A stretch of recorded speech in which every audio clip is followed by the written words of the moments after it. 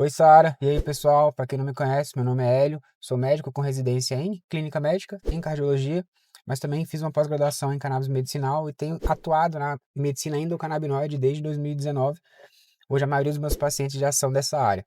Falando um pouco então sobre o uso da cannabis medicinal em pacientes que querem engravidar. Assim como a Sara comentou, o uso da cannabis medicinal na fibromialgia é incrível. A gente observa respostas absurdas no controle da dor. Isso é muito bom. Mas quando a gente entra na parte da obstetrícia, quando a paciente quer começar a engravidar, a limitação de estudos relacionados à área obstétrica é uma coisa que atrapalha muito o nível de segurança do uso da cannabis medicinal. Nem tudo é bom, nem tudo é ruim. Eu vou falar de duas substâncias principais da cannabis, o canabidiol e o THC. Os dois têm muita importância no controle da dor, principalmente na fibromialgia.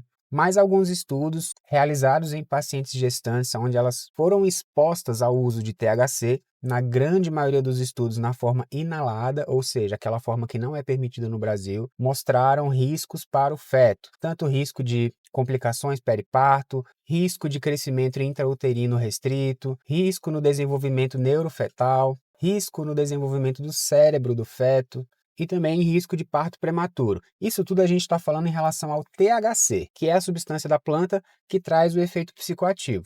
Mas quando a gente fala do CBD, que é o canabidiol, não tem nenhum estudo que mostra malefício nem para a mãe, nem para o feto, durante aí o processo da gestação e nem durante o crescimento da criança. Até porque o canabidiol a gente usa em várias crianças com epilepsia refratária, em doses altíssimas, doses muito mais altas do que a gente usa em humanos, sem nenhum problema. Mas a gente bate de novo naquela questão de que estudos em obstetrícia são limitados. Então, por mais que não tenha nenhum estudo mostrando que o CBD usado de forma isolada não traz malefícios, a gente também não tem estudos de acompanhamento a longo prazo para saber se o CBD vai fazer mal ou não para a gestante. Então, a gente, na verdade, não sabe se o CBD vai fazer mal ou não para a gestante ou para o feto, simplesmente pela falta de estudos. Fisiologicamente falando, é muito pouco provável que vá fazer mal. Mas do ponto de vista médico, a gente não pode indicar um estudo que tem deficiência de estudos mostrando a segurança do uso,